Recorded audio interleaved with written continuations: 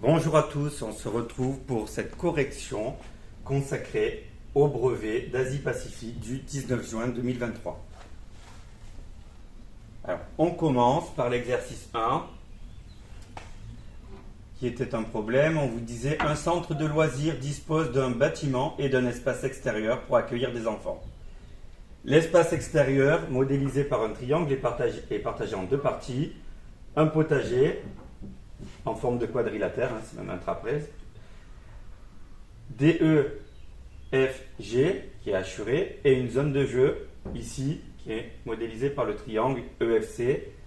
Alors, qu'est-ce qu'on vous donnait comme indication? On vous disait bien que les points C, E et D sont alignés, que les points C, F et G sont alignés, que les droites EF et DG sont parallèles, et ensuite on vous donnait l'indication qui est aussi marquée par le codage, ici, que les droites DG et DC, ou CD, sont perpendiculaires. Alors, peut-être que déjà la formulation, elle vous oriente sur un type de problème que vous avez travaillé sur l'année. On verra à quel moment ça pourrait être opportun de se focaliser sur ces informations notées comme ceci. On a aussi les informations sur les longueurs. CE égale 30 mètres, ED 10 mètres et DG 24 mètres. Donc la première chose à faire, vous voyez, j'ai déjà reporté ces informations sur la figure, puisque ça me permet de mieux voir les choses, notamment la première question où on me disait de déterminer la longueur CD. La longueur CD, c'est quoi? C'est cette longueur-là, du point C au point D. Donc simplement, je vais faire quoi? Je vais additionner les 30 mètres du segment CE, plus les 10 mètres du segment ED. Donc on écrira simplement CD est égal à CE plus ED, puisque les points sont alignés, c'est simple. Donc on a 30 mètres plus 10 mètres, et ça nous fait 40 mètres. Donc on peut rajouter CD, le segment CD mesure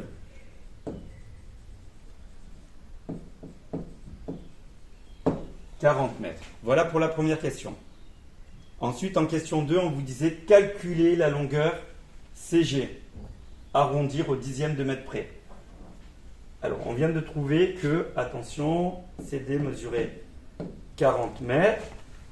On sait aussi que DG mesure 24 mètres. Et on sait que le triangle CDG est un triangle rectangle. J'ai un triangle rectangle. Je connais deux longueurs sur 3 de ce triangle. Je vais pouvoir calculer la troisième en faisant quoi? En faisant intervenir quoi? Le théorème de Pythagore. Donc on y va. Donc on dit quoi? Le triangle CDG est rectangle en D. On donne les conditions.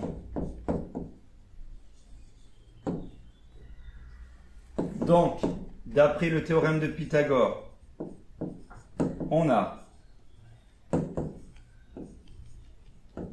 on écrit l'égalité avec les lettres. Ça donne quoi?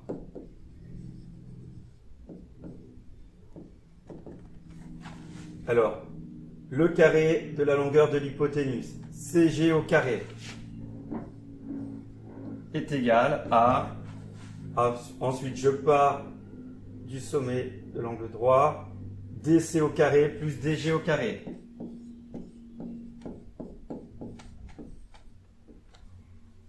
Je remplace maintenant les deux longueurs connues par leur valeur. Ça va me donner... Je cherche toujours CG au carré. DC, je l'ai, c'est 40. 40 au carré plus 24 au carré. 40 au carré, 4 fois 4 et 10 fois 10, ça nous fait 1600. Et le carré de 24, c'est 576. Donc on y va, si je fais 1600 plus 576, ça va nous faire 2176. Alors vous inquiétez pas, vous si vous n'avez pas fait ça de tête, vous avez votre calculatrice, le jour du brevet, vous utilisez la touche carré, vous mettez 40 la touche carré entrée, ou 40 fois 40, et vous avez votre résultat. Pareil, 24 fois 24, ou la touche 24 et carré, et vous faites entrer, et vous aurez 576. Donc ça nous fait 2176. Donc, pour calculer CG, quel est le nombre positif dont le carré est 2176? On fait quoi? Racine carrée de 2176. Et ça va nous donner, attention, on veut une valeur rapprochée au dixième de mètre près. J'y vais. Racine carrée de 2176. Ça nous fait 46,64 et des poussières. Donc attention, on voulait une valeur arrondie. Donc 46,64, c'est plus proche de 46,6 que de 46,7. Donc ça nous fera 46,6 mètres.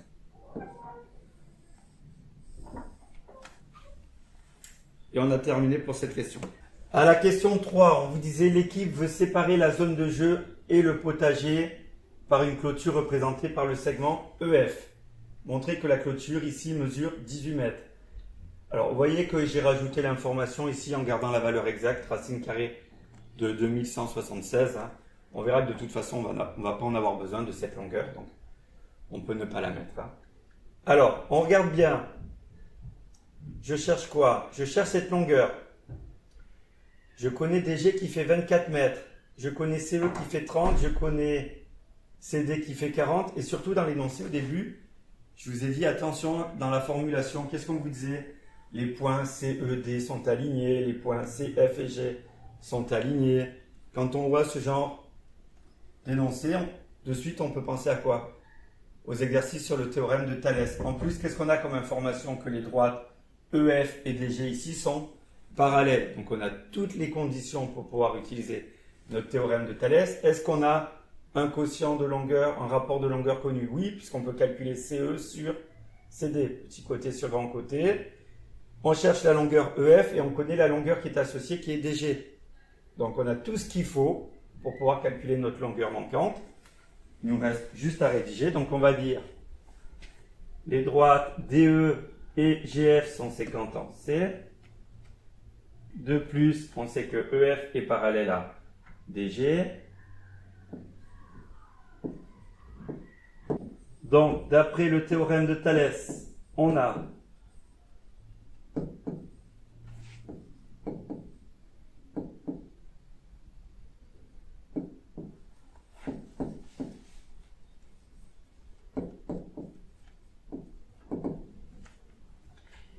alors on y va. CE sur CD, part du sommet commun, CE sur mon côté CD égale CF sur CG est égal à EF sur DG.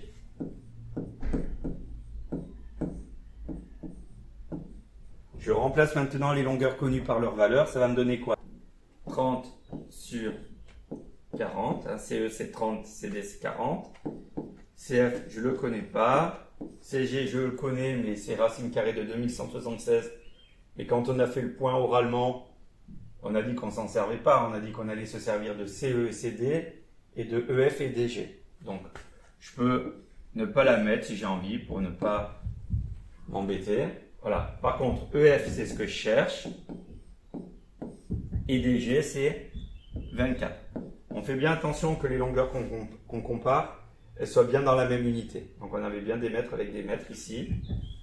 Ici, on a des mètres, donc ça veut dire que la longueur qu'on va trouver, elle sera aussi en mètres. Alors, on a dit qu'on prenait quoi? Le premier quotient, avec les deux longueurs connues, et le quotient avec la longueur que l'on cherche et la longueur qui est connue. Donc, si on a besoin, je vous conseille, n'hésitez pas, vous vous réécrivez. D'accord, l'un à côté de l'autre, les deux rapports que vous utilisez, l'égalité avec les deux rapports que vous utilisez, 30 sur 40 c'est égal à EF sur 24. Alors si j'utilisais les produits en croix, je dirais quoi? 40 fois EF égale 30 fois 24. Donc à partir de cette égalité des produits en croix, je peux en déduire quoi?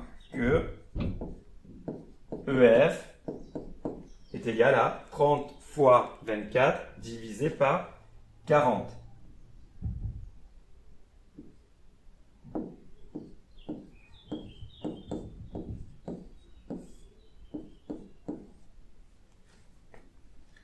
Alors, regardez, on peut pratiquement le faire de tête. Hein. Je simplifie par 10 en haut et en bas. 24 divisé par 4, ça fait 6. Et 6 fois 3, ça fait 18. Bien évidemment, vous aviez votre calculatrice pour le vérifier. Donc, on va conclure. La question, c'était prouver que la longueur... La question, c'était prouver que la longueur de la clôture EF, c'est bien 18 mètres. Donc, on va conclure. La clôture mesure bien 18 mètres. Voilà pour la question 3. Alors, à la question 4, on vous disait pour semer du gazon sur la zone de jeu, qui est ici, l'équipe décide d'acheter des sacs de 5 kg de graines à 22,90 € l'unité. Chaque sac permet de couvrir une surface d'environ 140 m². Quel budget doit-on prévoir pour semer du gazon sur la totalité de la zone de jeu? Alors, on sait que chaque sac permet de couvrir une surface de 140 m². Ce qu'il faudrait, c'est connaître quel est l'aire de la zone de jeu. Alors, pour le moment, je sais que ma zone de jeu, c'est un triangle, mais j'en sais pas plus. Alors, j'en sais pas plus, oui et non. Puisque là, je sais quoi? Je sais que les deux droites qui sont ici, elles sont parallèles. D'accord? Et je sais en plus que la droite CD, elle est perpendiculaire à la droite DG. Or, en sixième, vous avez vu les propriétés des droites d'Euclide qui nous disent quoi? Que si deux droites sont parallèles, alors toute droite perpendiculaire à l'une est perpendiculaire à l'autre. Ça veut dire que CD est aussi perpendiculaire à EF et que notre triangle qui est ici est un triangle rectangle. Alors, on va l'écrire tout ça. Je sais que les droites EF et DG sont parallèles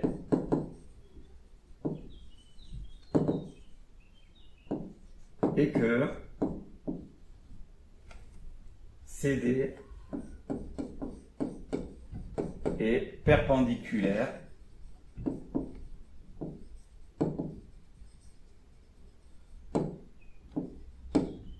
à DG. Or, si deux droites, là je vous fais la grosse rédaction, si deux droites sont parallèles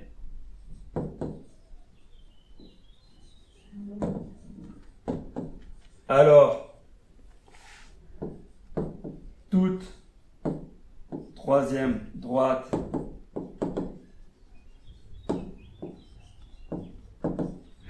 perpendiculaire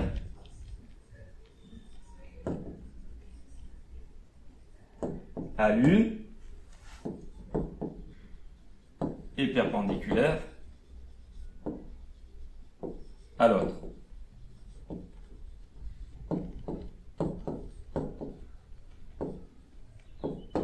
Conclusion. Donc, CD, la droite CD, est perpendiculaire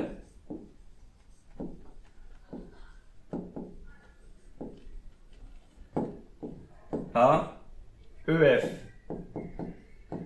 Et si la droite CD elle est perpendiculaire à EF, ça veut dire quoi? Ça veut dire que le triangle CEF est rectangle en E. Donc maintenant, pour pouvoir calculer l'aire du triangle CEF, tout simplement, c'est un demi-rectangle, donc c'est facile. Je vais multiplier les longueurs des côtés de l'angle droit, puis je vais penser à diviser par 2. Donc, l'aire du triangle CEF, c'est égal à l'aire de la zone de jeu. Ça va être quoi? Ça va être EF fois EC divisé par 2, ce qui nous donne 18 fois 30 divisé par 2. Alors je peux faire 18 divisé par 2, 9. 9 fois 30, ça va nous faire quoi? 9 fois 3, 27. Je rajoute un 0, ça fait 270 mètres carrés. L'aire de la zone de jeu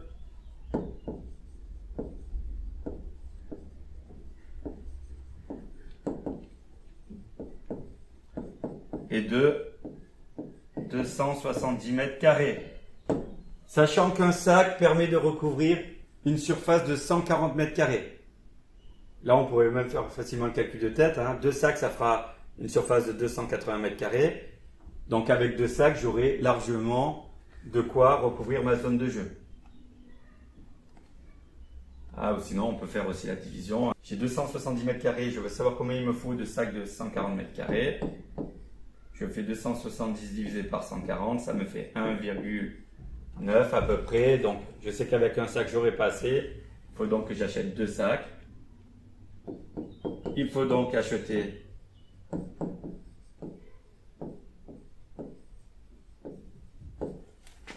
deux sacs de gazon, de graines. D'accord? Le prix d'un sac, c'est combien? C'est 22,90 €. Je vais faire quoi? 2 fois 22,90 et ça me fait 45,80 €. Donc le budget à prévoir pour recouvrir la zone de jeu, c'est 45,80 €.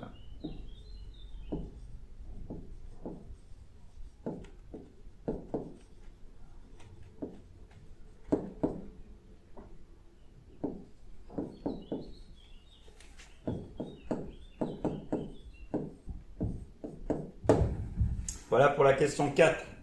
Alors pour finir, on vous disait quoi? La directrice du centre affirme que la surface du potager est plus grande que celle de la zone de jeu. A-t-elle raison? Alors, on connaît l'aire de la zone de jeu déjà, on rappelle. L'aire de la zone de jeu, on vient de la calculer, c'était combien? C'était 270 mètres carrés. Maintenant, comment on pourrait trouver l'aire du potager? Tout simplement, soit vous connaissez la formule pour calculer l'aire d'un trapèze, ou vous le faites par déduction. Regardez, vous connaissez déjà l'aire de la zone de jeu. Vous calculez l'aire du triangle CDG, et après il suffira de faire quoi? D'enlever l'aire de la zone de jeu. Donc l'aire du triangle CDG, ça va faire quoi? Parce que c'est un triangle rectangle, ça va être facile. On fait quoi? DG fois DC divisé par 2, on multiplie les longueurs des côtés de l'angle droit, puis on divise par 2. Ça nous fait, DG on l'avait tout à l'heure, c'était 24 mètres, fois DC c'était 40 mètres, divisé par 2. Alors 40 divisé par 2 ça fait 20, et 24 fois 20 ça fait 480, donc ça nous fera 480 mètres carrés. Il nous reste à faire quoi? Donc, ici, le grand triangle, c'est une surface de 480 mètres carrés. J'enlève l'aire de la zone de jeu.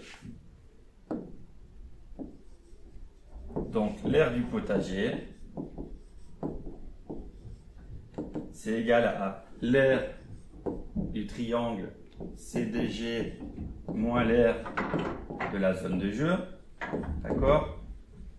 Ou l'aire du triangle CEF, c'est la même chose. Donc, on fait 480 mètres carrés moins 270 mètres carrés. Et on a quoi? On a 210 mètres carrés. 210 mètres carrés, c'est comment? C'est plus petit que 270 mètres carrés. Donc, quand la directrice affirme que la surface du potager, elle est plus grande que celle de la zone de jeu, elle se trompe puisqu'elle est plus petite.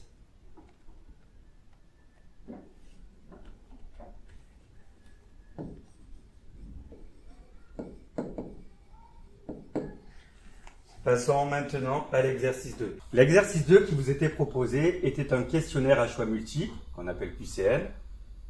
Donc, on vous précise bien qu'aucune justification n'était demandée. Donc, vous n'aviez qu'à choisir la réponse. Pour chaque question, 3 réponses A, B et C sont proposées. Une seule réponse est exacte. Donc, quand on a des élèves qui mettent plusieurs réponses, on ne comprend pas pourquoi. D'accord? Recopiez le numéro de la question et la réponse sur la copie. Alors, une petite précision. Il n'y a qu'une seule réponse, mais on vous dit pas que y a des points négatifs si vous répondez faux.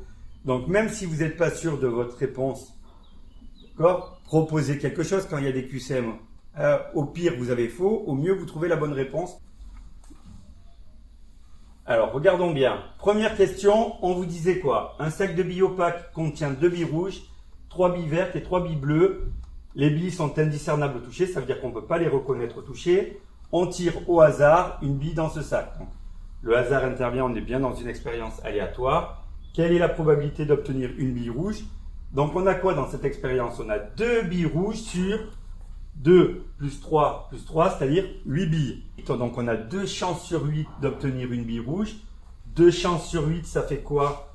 Ça fait 2 sur 8. C'est comme 1 sur 4 si on simplifie par 2. Donc, c'était la réponse B. Donc, attention, sur votre copie au brevet, vous répondez bien.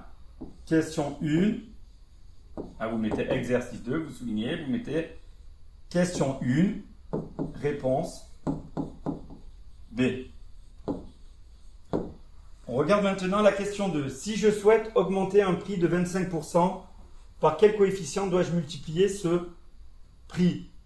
Donc là, directement, je veux trouver le nouveau prix après une augmentation de 25%. On sait que lorsqu'on a une augmentation, pour obtenir directement la nouvelle valeur, qu'est-ce qu'on fait? On multiplie par 1 plus t sur 100. Donc 1 plus t sur 100, si mon pourcentage c'est 25%, 1 plus 25 sur 100, ça fait combien? 1 plus 0,25, ça fait bien 1,25. Donc, c'était la réponse A. Attention, la réponse B, si on multiplie uniquement par 0,25, on obtient simplement le montant de l'augmentation. Si on multiplie par 25 sur 100, 0,25, vous obtenez uniquement le montant de l'augmentation. Et là, si vous multipliez par 0,75, c'est comme si on avait fait, attention, une diminution de 25%, pas une augmentation de 25%. Donc voilà pour les questions 1 et 2. On passe maintenant à la question 3. On vous disait sur la figure suivante, le triangle 2 et l'image du triangle 1 par une transformation. Quelle est cette transformation? Alors je vous rappelle que depuis l'école primaire et après surtout sur le collège, vous avez étudié combien de transformations? Vous avez étudié la symétrie axiale, qu'on appelle aussi symétrie orthogonale, la symétrie centrale, la translation en quatrième, la rotation en troisième, ainsi que l'homothétie. Alors, ça va être très très simple de faire le choix parmi ces 5 transformations, puisque parmi ces 5 transformations, il y en a 4. La symétrie axiale, la symétrie centrale, la translation et la rotation, qui conservent les longueurs de la figure. D'accord? La symétrie axiale, simplement, qu'est-ce que vous faites? Vous pliez par rapport à la droite. Ok? La symétrie centrale, la figure, elle fait un demi-tour. La translation, vous faites simplement glisser la figure. Et la rotation, vous la faites simplement tourner, aussi d'un certain angle. Donc, il n'y a jamais modification des longueurs de la figure. Conservation des longueurs, des angles, etc. Alors que l'homothétie, ça consiste en quoi? Une homothétie, ça consiste en un agrandissement ou en une réduction de la figure. Or, on voit bien ici que la figure numéro 2, c'est un agrandissement de la figure numéro 1, de rapport combien? Si on compare les longueurs, là il y a 2 carreaux, là il y en a 6. Pareil, là il y a 2 carreaux, là il y en a 6. On a eu un agrandissement de rapport 3. Ça, quand vous faites glisser vos points sur une droite qui passe par un point et un sommet de la figure, et qu'on obtient un agrandissement ou une réduction, on a vu que ça s'appelait une homothétie. Donc c'est l'homothétie de centre D. Maintenant, est-ce que c'est l'homothétie de rapport moins 3 ou de rapport 3? D'accord? Parce qu'on a vu que les longueurs, elles ont été agrandies de 3. Ben, là, on voit que la figure et son image, elles sont du même côté du point D. Donc, le rapport de l'homothétie sera positif. Hein, si on a vu un rapport une homothétie de rapport moins 3, la figure, ces longueurs, elles auraient été multipliées par moins 3, mais elle aurait fait un demi-tour. D'accord? Elle aurait été de ce côté du point D. Donc, la réponse, c'était la réponse C. Donc, question 3. On mettait, réponse C. On finit pour ce QCM par les deux dernières questions. On considère une fonction f définie par f de x égale moins 9 moins 7x. Quelle est l'affirmation correcte? F est une fonction affine, f est une fonction linéaire, f n'est ni une fonction affine ni une fonction linéaire. Donc on vous parle de fonction affine. C'est quoi la forme générale d'une fonction f qui serait affine? Ça serait f de x égale ax plus b. Or ici on a quoi? F de x égale moins 9 moins 7x. Si j'essaie de remettre dans l'ordre, c'est pareil que moins 7x moins 9. Donc on a bien notre fonction f qui est de la forme a fois x plus b avec a qui vaut moins 7 et b qui vaut moins 9. Donc f c'est bien une fonction affine. Ce n'est pas une fonction linéaire parce que pour être une fonction linéaire, il faudrait simplement qu'on ait f qui soit de la forme x donne a fois x. D'accord? Et vu qu'elle est affine, je ne sais pas ni affine ni linéaire. On va dire quoi? On va dire question 4. Réponse A. On finit par la dernière question. Alors on va voir qu'il y a plusieurs manières d'y répondre. Une année-lumière est une unité de longueur égale à environ 9461 milliards de kilomètres. À quelle distance en mètres cela correspond-il? Alors attention, on voit que les trois propositions qui sont données, à chaque fois elles sont données sous la forme d'un nombre compris entre 1 et 10 fois une puissance de 10. Donc ce qui serait a priori une écriture scientifique, laquelle correspond à 9461 milliards de kilomètres. Alors, selon votre niveau de maîtrise, vous pouvez faire de plusieurs manières. Regardez, soit vous dites, comment ça s'écrit ce truc-là sur votre brouillon? 9461 milliards. 9461 milliards. Un milliard, c'est combien? C'est un 1 et 9 zéros derrière. Donc, je vais rajouter 9 zéros. Et là, pour le moment, je suis en kilomètres.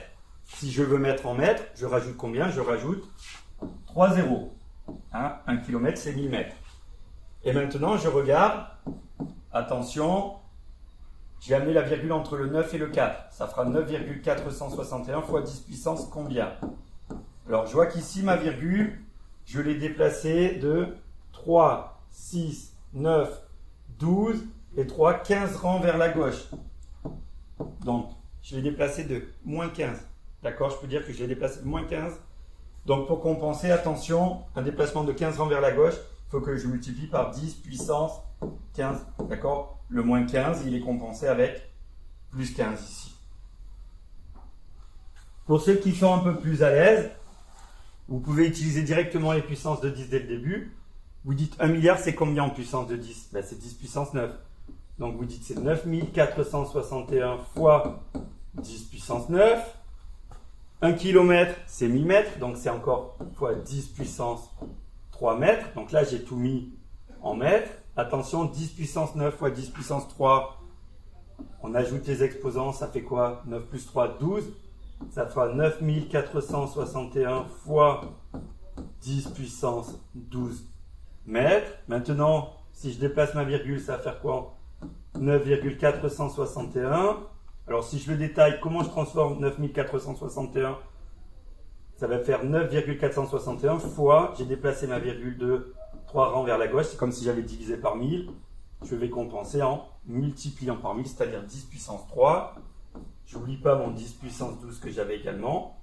D'accord, je le retrouve. Et 10 puissance 3 fois 10 puissance 12, ça fait bien 10 puissance 15. Donc dans les deux cas, je retrouve bien 9,461 fois 10 puissance 15 mètres. Donc on pouvait répondre question 5. Réponse A. Alors il reste une dernière question, pardonnez-moi. On va regarder. Question 6. Quelle expression donne la longueur AB en centimètres? Alors regardez bien, on a un triangle rectangle. On connaît la mesure de cet angle aigu. On connaît la longueur de BC qui est quoi pour ce triangle? Qui est la longueur de l'hypoténuse. Et on cherche quoi? On cherche AB qui est quoi par rapport à cet angle qui est le côté adjacent. Donc on l'a compris, à des histoires de longueur et d'angle dans un triangle rectangle, on va utiliser la trigonométrie. Quelle est la formule trigonométrique qui met en lien un angle, la longueur du côté, de son côté adjacent et l'hypoténuse? Si on prend notre moyen mémotechnique, K sous toi, si vous avez un trou, regardez, c'est quoi? Adjacent et hypoténuse, c'est le cosinus. Donc on écrit cosinus. Alors je peux aller directement là avec les valeurs, puisqu'on n'a pas écrit avec elle. Donc cosinus de l'angle, c'est cosinus de 30 degrés. C'est égal à quoi? Côté adjacent AB sur hypoténuse 5. Alors regardez bien l'astuce, c'est quoi pour faire les calculs quand on est à ce stade à chaque fois dans un problème de trigonométrie? On met sur 1. On réfléchit avec les produits en croix, ça nous donnerait quoi? 1 fois AB est égal à 5 fois cosinus de 30. Donc AB, ça va être 5 fois cosinus de 30 divisé par 1. Le divisé par 1, il ne sert à rien. Donc on va dire AB égale 5 fois cosinus de 30. Donc attention, il n'y avait pas les parenthèses, mais c'est la réponse B, c'est celle-ci. Donc question 6. Réponse B. Voilà pour l'exercice 2. On s'intéresse maintenant à l'exercice 3. On considère le programme de calcul suivant. Alors, on rentre le nombre de départ, calculer le carré de ce nombre, multiplier par 5, ajouter 4, multiplier par 2, enlever 8. Donc c'est un programme de calcul qui est assez long. On va voir si à un moment on ne peut pas être amené à le simplifier ou pas. Donc qu'est-ce qu'on nous disait? Montrer que si 3 est le nombre de départ, le programme donne un résultat égal à 90. Donc vous voyez qu'il y a énormément d'étapes sur ce programme de calcul. Donc rien ne vous oblige à écrire une seule expression au départ avec toutes les étapes. Honnêtement, prenez le temps, détaillez. Le but c'est d'arriver à montrer qu'on a bien le résultat égal à 90. Donc si je prends 3 comme nombre de départ, 3, c'est le nombre de départ. Et je vais faire vivre mon programme de calcul. On y va. Calculer le carré de ce nombre. Donc c'est 3 fois 3 ou 3 au carré. D'accord, ça fait 9. Ensuite, multiplier par 5. Je fais 9 fois 5, ça fait 45. J'ajoute 4. On va faire 45 plus 4, ça nous fait 49. Multiplier par 2. Ça fait 49 fois 2. Ça nous fait 98. Je soustrais 8. 98 moins 8, ça fait bien 90. Donc on n'oublie pas la petite conclusion. Si on choisit 3 comme nombre de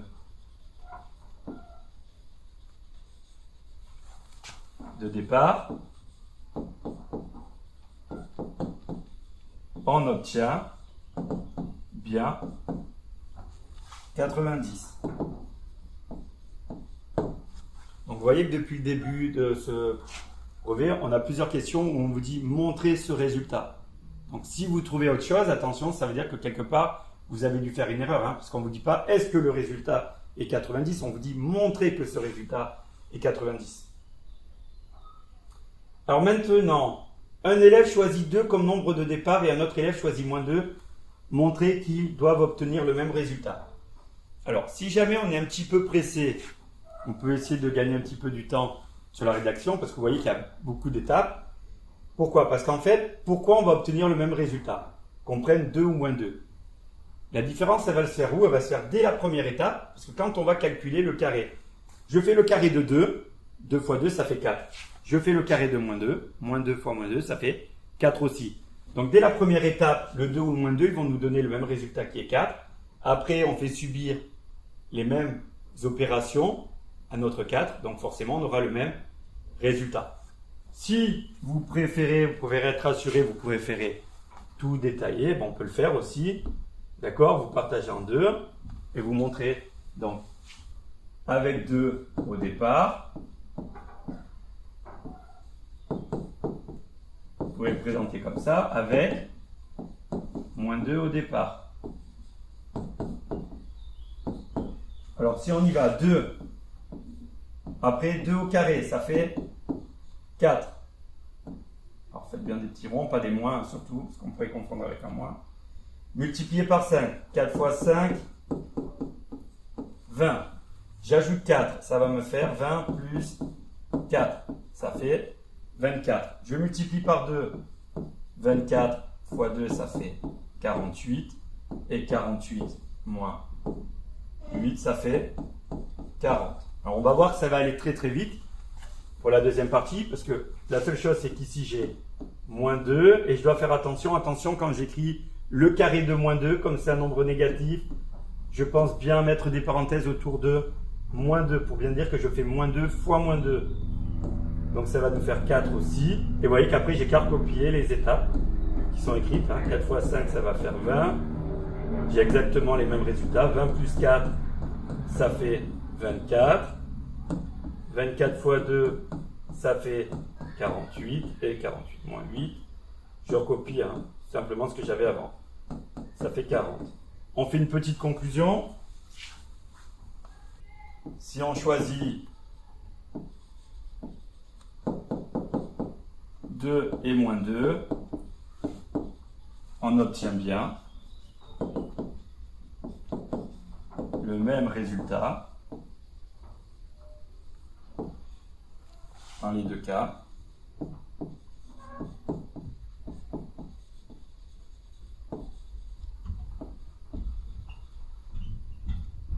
C'est-à-dire 40. D'accord? Et ceux qui sont un petit peu plus à l'aise, si vous savez l'expliquer, vous dites simplement au départ, à la première étape, je calcule le carré de 2 d'un côté, je calcule le carré de moins 2 de l'autre. Dans les deux cas, ça me donne 4.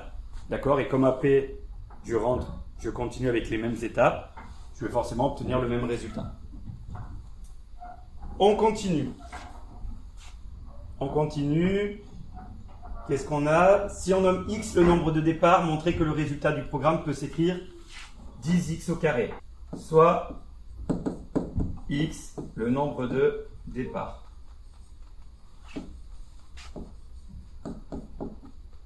Alors on va y aller tranquillement, on va faire les étapes.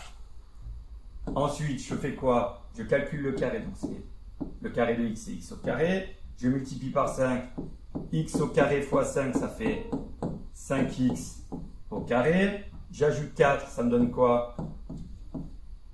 5x au carré plus 4. Je multiplie par 2. Alors attention, l'erreur qu'on trouve dans beaucoup de copies, c'est ça. Là, il n'y a que le 4 qui est multiplié par 2. Or, c'est le résultat du dernier calcul, la dernière étape qu'on doit multiplier par 2. Donc, c'est 5x au carré plus 4. Je vais faire mon addition avant ma multiplication. Donc, si je veux, je peux l'écrire plus simplement comme ceci. Sinon, je pouvais très bien garder l'écriture précédente. Et il nous reste à faire quoi? À enlever 8. Donc, ça me donne 2 facteurs de 5x au carré plus 4 moins 8. Alors, pour le moment, je suis très très loin du 10x au carré. Mais là, quand on a 10x au carré, on a quoi? On a une forme qui est développée réduite. D'accord? Là, dans cette forme-là, on voit qu'on a quoi? On a une partie qui est factorisée, on a un produit dans cette forme-là. Donc, qu'est-ce qu'on va faire? Qu'est-ce qu'on peut en faire de ce produit? On peut le développer pour faire disparaître les parenthèses. Donc, on va noter tout ça. Si on choisit x au départ, le résultat est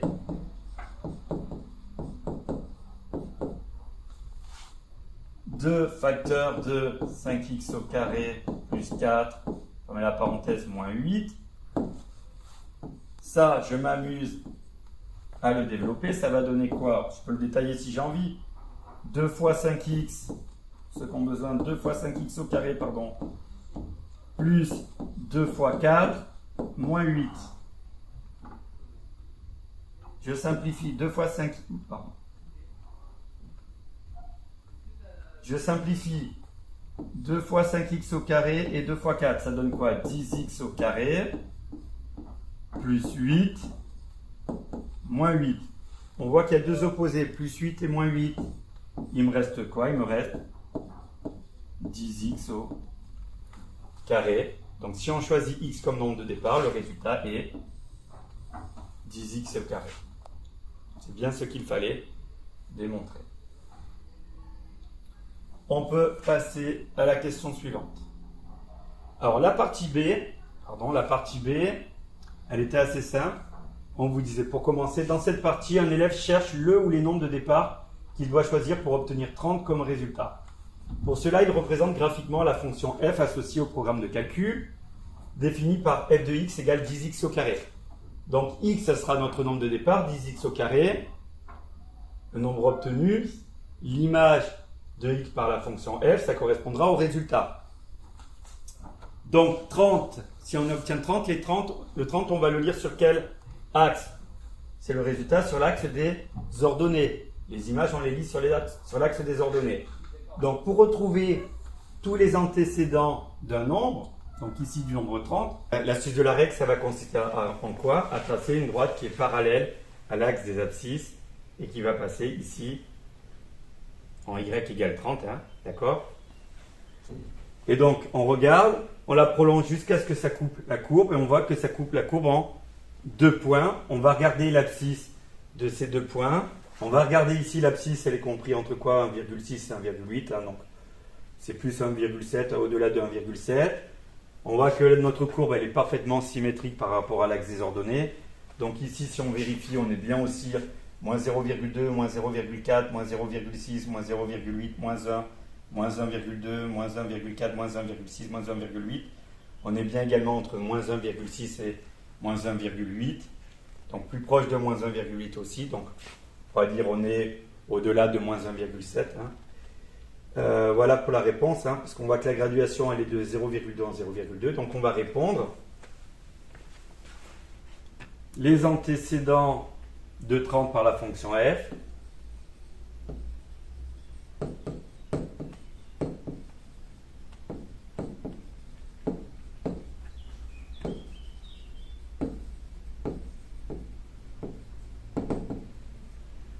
Semble être combien?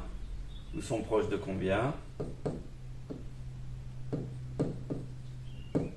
1,7 et moins 1,7. Donc voilà pour la question 4, la première question de la partie B.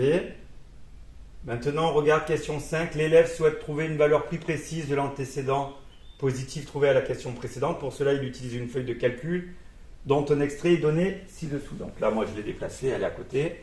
Première question, vous disiez quelle formule a-t-il pu entrer dans la cellule B2 ici avant de l'étirer vers le bas? Donc on rappelle qu'on a vu que le résultat du programme de calcul, si on avait x au départ, on pouvait l'exprimer comme 10 fois x au carré. Donc 10 fois le carré du nombre de départ. Ici, en B2, mon nombre de départ, il est en A2. Donc qu'est-ce que je vais écrire? Une formule de tableur, ça commence toujours par égal.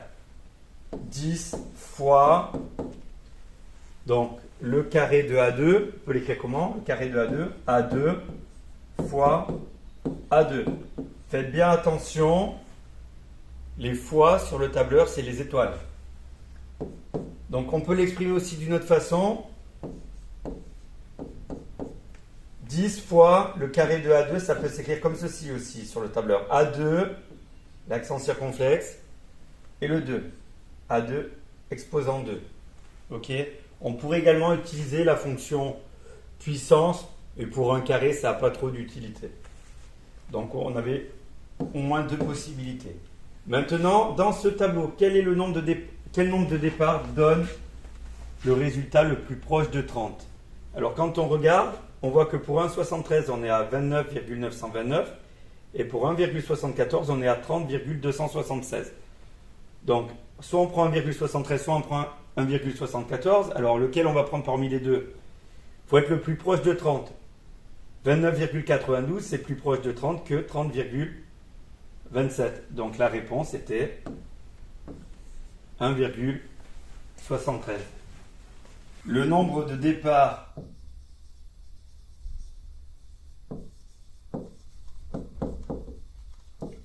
donnant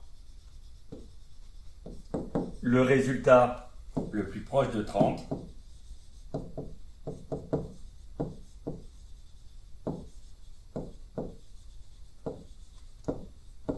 est 1,73. Alors on a quasiment terminé, il nous reste une dernière question à traiter pour la partie B. Déterminer la valeur exacte du nombre positif cherché par l'élève. Donc si on veut être précis, qu'est-ce qu'on va faire? On va écrire quoi? On cherche la valeur de x positive, donc là strictement supérieure à 0. Hein. On sait que c'est proche de 1,73. Tel que, on sait que le résultat, on l'a exprimé comme 10x au carré si on avait x au départ. Donc 10x au carré soit égal à combien? À 30. Pour commencer, on va essayer de se ramener à une équation du type x au carré égale un nombre positif. Donc comment je peux faire ça? En me débarrassant du 10 qu'il y a devant le x au carré ici. Je fais quoi? Je divise par 10 à gauche, je divise par 10 à droite. Et ça me donne quoi? X au carré égale à 3. On a vu cette année que lorsqu'on a une équation du type x au carré égale a avec a un nombre positif, on a toujours deux solutions. X égale moins racine carrée de a et x égale racine carrée de a. Or ici, nous, on cherche uniquement la solution positive.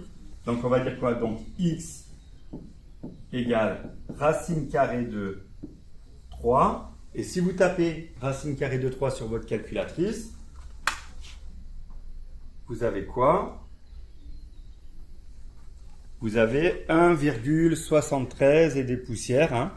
Donc racine carrée de 3, ce n'est pas un nombre décimal. Donc quand on vous demande l'écriture, la valeur exacte, pardon, vous allez laisser l'écriture avec le radical, c'est-à-dire x égale racine carrée de 3. On va conclure. La valeur exacte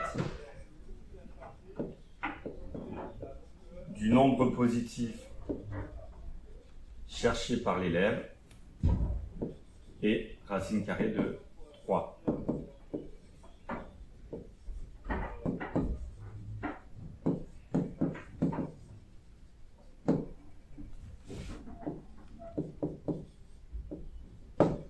Donc dans l'exercice 4, c'est un exercice de programmation. On vous disait, c'est important, aucune justification n'est demandée.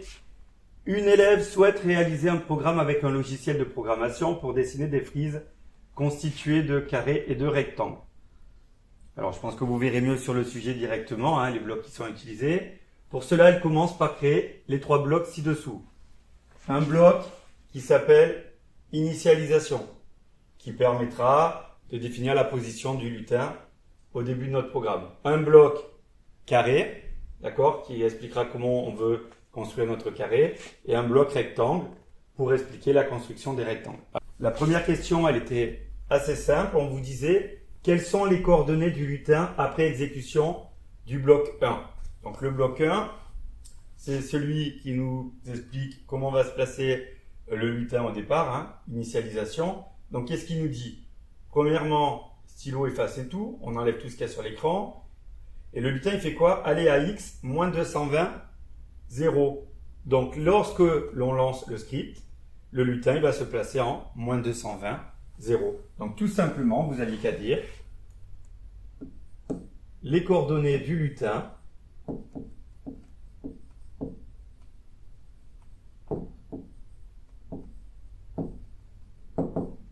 après exécution du bloc 1 sont moins 220, 0. Et encore une fois, on fait une phrase, on ne met pas juste les coordonnées, on ne met pas juste moins 220, 0. Alors ensuite, qu'est-ce qu'on vous disait? Par quelle valeur doit-on compléter les lignes 3 et 5 du bloc 2 pour obtenir un carré? Alors la ligne 2, la ligne 5, on va voir. Le bloc 2 il nous explique comment tracer un carré.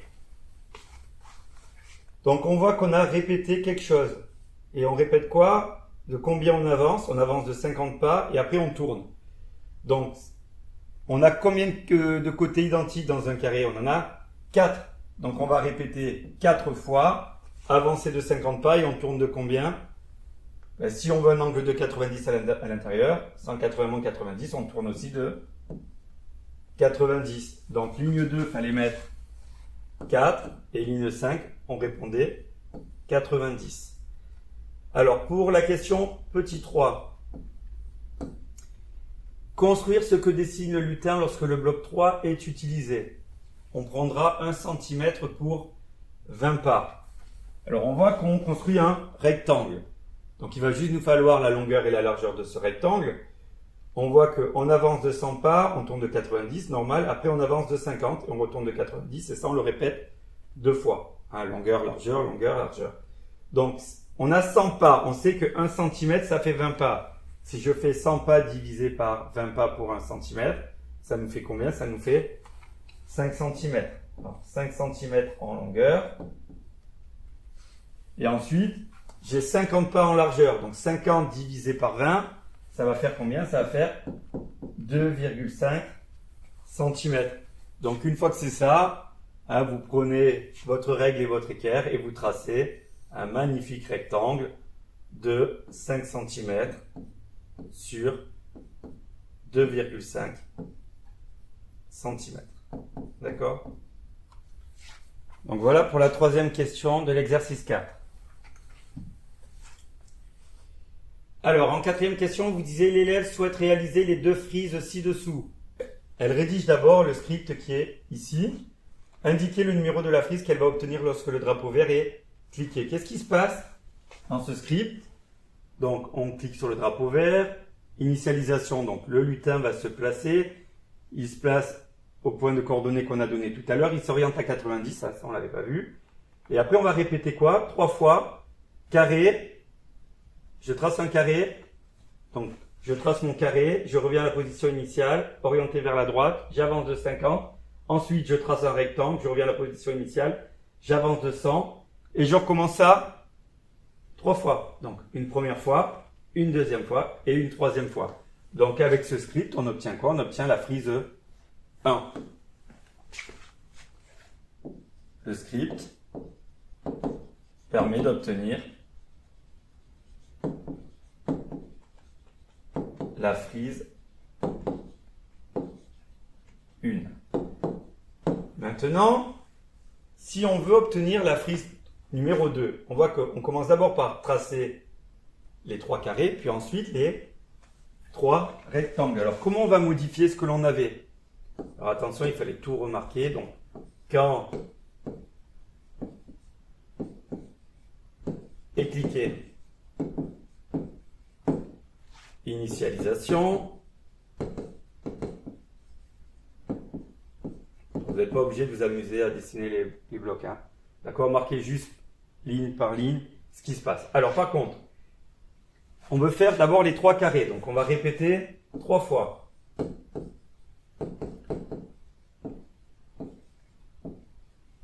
Donc là, vous pouvez faire ça éventuellement, hein. D'accord? Qu'est-ce qu'on va répéter? On veut tracer un carré. Et à chaque fois qu'on a tracé le carré, pour pas qu'il se chevauche, il faut avancer. Donc on avance de 50. D'accord? Comme cela, quand on va arriver à la fin du troisième carré, notre lutin se retrouvera là. Donc maintenant, on va recommencer la même chose, mais avec les rectangles. Donc cette fois-ci, qu'est-ce qu'on va dire? Répéter 3 fois.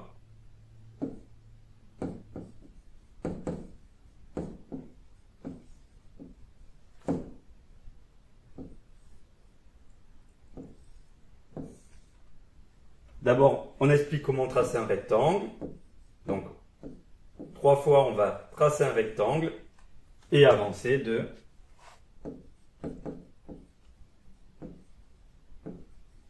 100.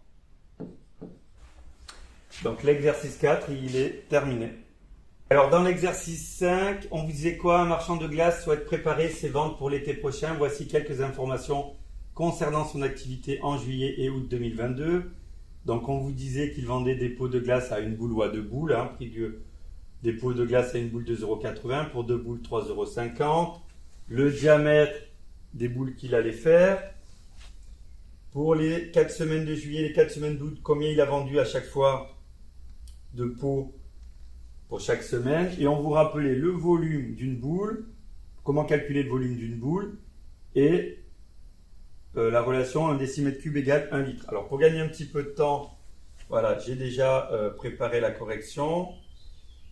On regarde la première question qui était donnée, c'était calculer le nombre moyen de pots de glace vendus par semaine au cours de la période de juillet à août 2022. Donc il y a 4 semaines en juillet, 4 semaines en août.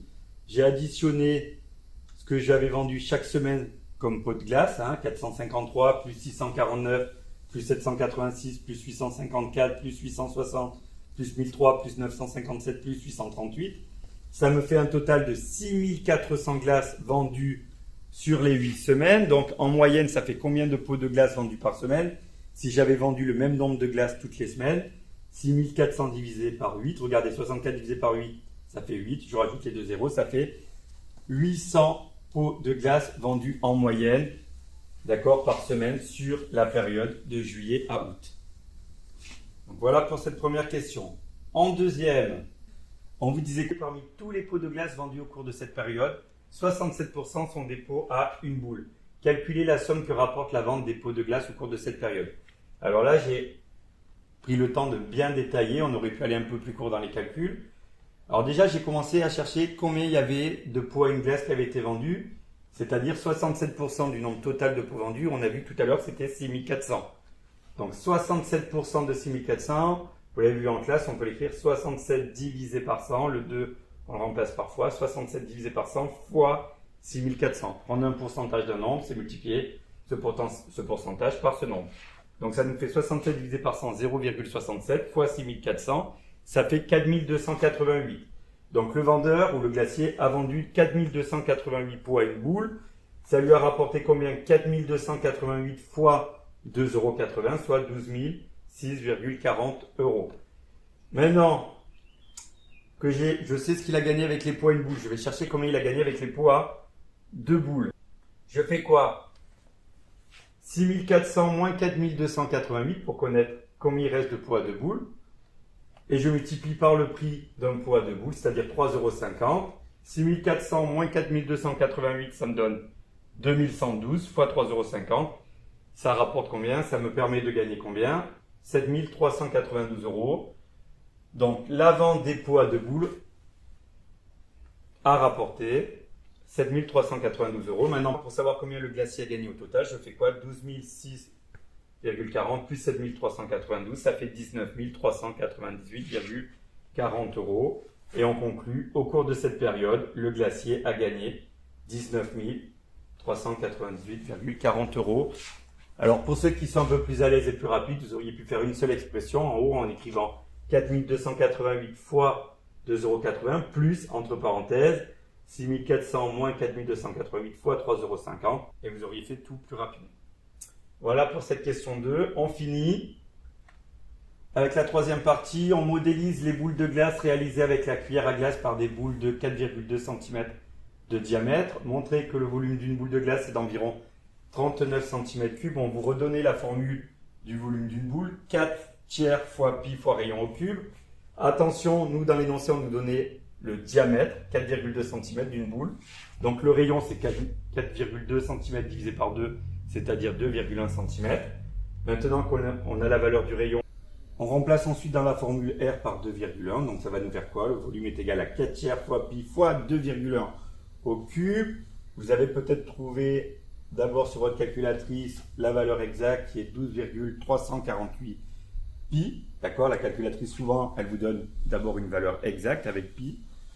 Et en appuyant sur SD ou les petites flèches, selon le modèle de calculatrice que vous avez obtenu une valeur approchée qui est d'environ 38,79. Donc qui est bien proche de 39. Donc le volume d'une boule de glace est bien d'environ 39 cm3. Par la suite, on vous disait, le vendeur utilise des bacs de glace contenant 10 litres chacun. Combien peut-il faire de boules de glace au maximum avec la glace contenue dans un bac? Alors là, on va utiliser une autre information qui était donnée, c'est que 1 décimètre cube égale 1 litre, ce que vous devez savoir. Donc, regardez, on a vu que le volume d'une boule, c'était 39 cm3. On a le volume d'un bac de glace qui est de 10 litres. On va convertir ce volume-là en litres en décimètres cubes pour commencer. Ça nous donne 10 litres égale 10 décimètres cubes, puisque 1 litre, c'est la même chose qu'un décimètre cube. Et maintenant, nos décimètres cubes, on va les convertir en centimètres cubes.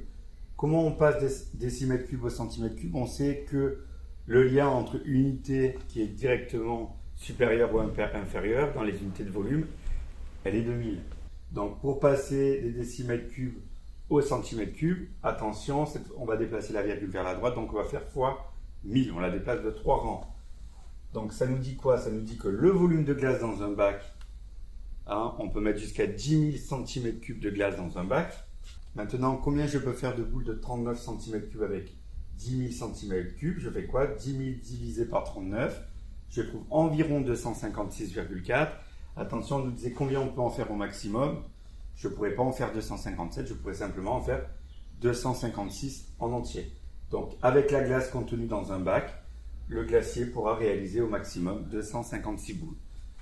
La correction de ce sujet d'Asie-Pacifique du 19 juin 2023 est maintenant terminée. À bientôt et bonne révision.